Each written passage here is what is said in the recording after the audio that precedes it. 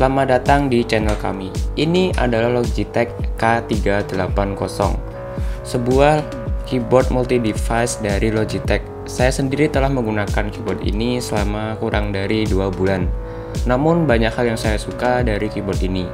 Sebelum sampai pembahasannya, silahkan simak unboxingnya berikut ini.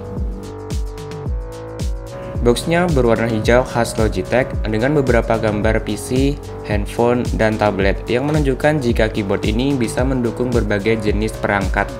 Juga ada tulisan bahwa keyboard ini support software seperti Windows, macOS, Android, iOS, sampai Apple TV.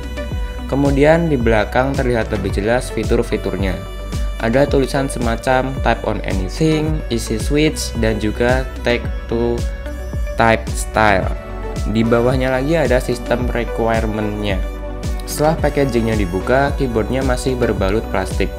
Di dalamnya ada juga manual bagaimana cara pengoperasian perangkatnya.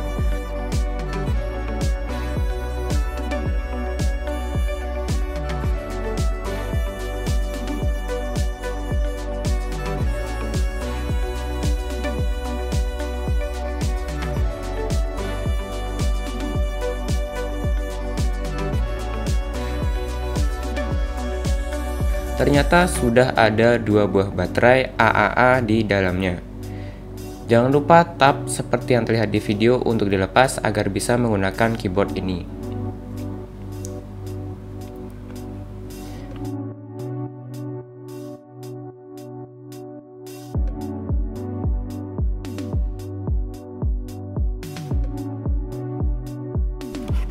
Jadi itu tadi unboxingnya. Mari kita bahas soal desain dan build quality-nya.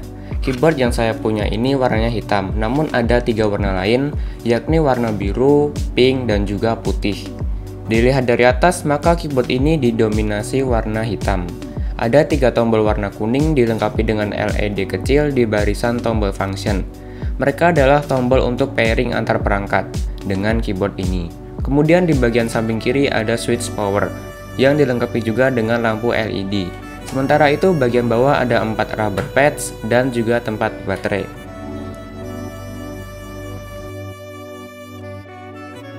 Jika dilihat-lihat, maka keyboard K380 ini cukup unik karena keycapsnya bentuknya bulat, bukan kotak seperti pada laptop maupun PC pada umumnya.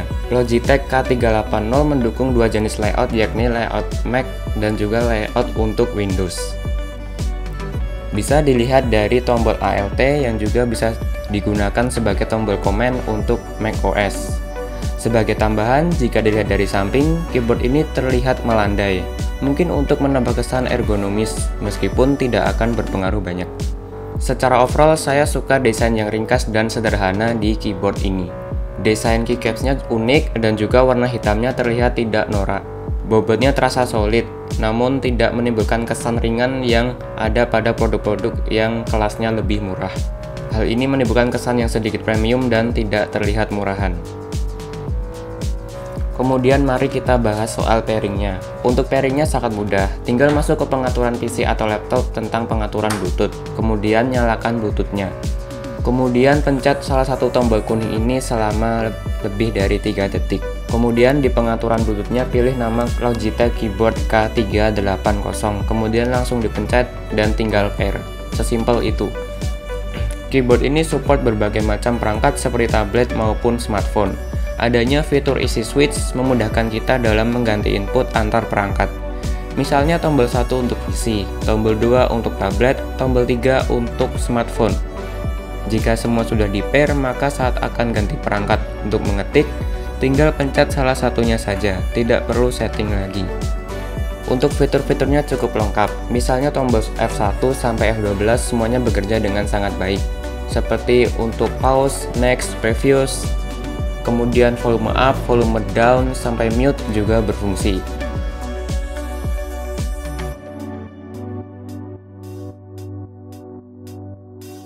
Untuk tombol F1 sampai F3, selain digunakan untuk switch perangkat, bisa juga digunakan sebagai tombol F standar. Bisa disetting di aplikasi Logitech Option di desktop. Ada juga fitur shortcut untuk screenshot, yakni dengan kombinasi function dan tab. Ada ikon foto di tombol tab-nya untuk mempertegas fungsi tersebut. Selain itu, untuk tombol caps lock ini tidak terdapat lampu LED indikator. Jadi indikator caps lock on atau off akan muncul notifikasi kecil di desktopnya.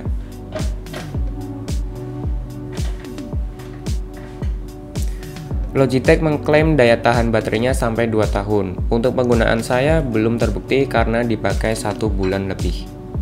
Untuk pengalaman mengetiknya, saya sendiri butuh lebih banyak waktu untuk terbiasa dengan keyboard ini. Karena layoutnya kecil, jadi sering typo. Kemudian karena bentuk keycapsnya lingkaran bukan kotak, dia memiliki luas sedikit lebih kecil daripada keycaps yang bentuknya kotak. Hal ini membuat keakuratan dalam menyentuh keycapsnya jadi sedikit lebih berkurang. Kemudian travel distance atau jarak tekan di keyboard ini ternyata cukup oke. Lebih dalam ketimbang keyboard di laptop dan juga tidak terasa dalam tanda kutip terasa lembek atau istilah Inggrisnya mushy. Jadi dia punya resistensi di keycapsnya. Untuk yang suka keyboard yang nggak terlalu berisik, ini sebenarnya sangat cocok karena meskipun clicky dia tidak berisik. Kemudian saat mengetik suaranya cukup teredam. Untuk suaranya seperti ini. Kalau untuk mengetik lebih kalem suaranya seperti ini.